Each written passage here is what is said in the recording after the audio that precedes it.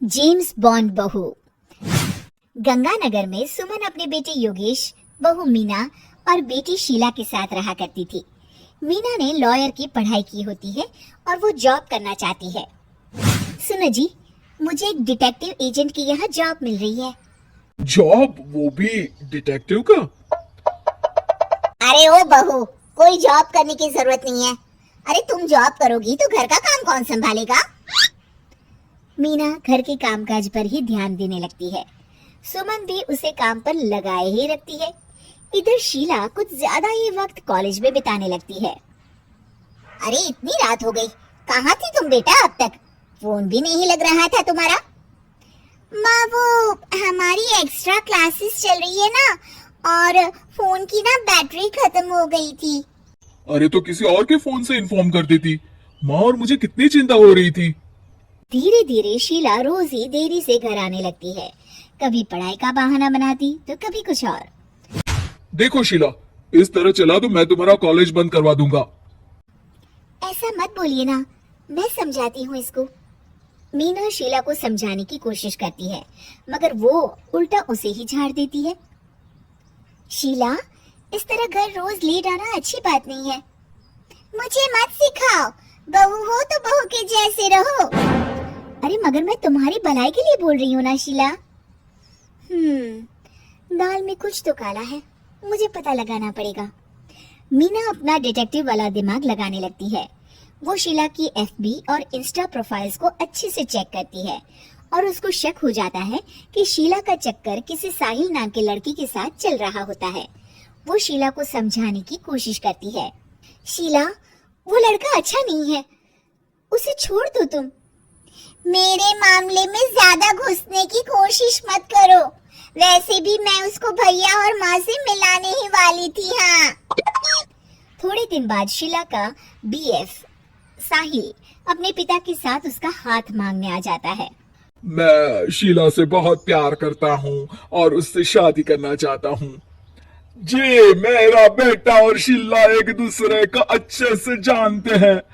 मेरा बेटा बहुत ही जल्द दुबई काम के लिए जाने वाला है। दुबई? हाँ, मेरी नौकरी लग गई है वहाँ। अगर आप लोगों को ऐतराज ना हो तो हम इन दोनों का रिश्ता कर देते हैं। सीमा दुबे का नाम सुनकर प्रभावित हो जाती है और योगेश से सलाह मशवरा करके रिश्ते के लिए हाँ बोल देती है। अजी, अब जब बच्चों ने एक दूसरे को पसंद कर लिया है तो हम कौन होते हैं मना करने वाले? आप तो उसके दुबई जाने से पहले ही शादी तय कर दीजिए। हे भगवान, क्या हो रहा है ये सब? बस दुबई का नाम सुनते ही माँ जी उनकी बातों में आ गई। मुझे ही कुछ करना पड़ेगा। अब सुनिए जी, आपको नहीं लगता माँ जी ने रिश्ता तय करने में जल्दबाजी कर दी है? हाँ, सो तो है। बस मुझे तो ये लग रहा है कि हमें पहले लड़के और उसके परिवार की अच्छे से जांच पड़ताल करनी चाहिए। तुम माँ के फैसले पर शक कर रही हो मीना? नहीं नहीं जी, मेरा वो मतलब नहीं था। तो और क्या मतलब था? चुपचाप अपने काम पर ध्यान दो और घर की मुखिया बनने की कोशिश मत करो। हे भगवान, ये ऐसे नहीं मानेंगे, मुझे ही कुछ करना होगा। मीना अपना डिटेक्टिव माइंड लगाती है और साहिल और उसके परिवार के बारे में पूरी तरह से जांच पड़ताल करती है। तभी साहिल के पापा उनके घर कॉल करते हैं। जी, वो साहिल की दुबई जाने की टिकट करवा रहा था। अगर आप हाँ बोले तो शादी होते ही शीला भी उसके साथ ही दुबई चली जाएगी। अरे नेकी और पूछ पूछ जरूर करवा दीजिए। ठीक है ठीक है, वो ना थोड़े पैसों की कमी पड़ रही थी। आप बस 1 लाख रुपए ट्रांसफर कर दीजिए हमारे अकाउंट में।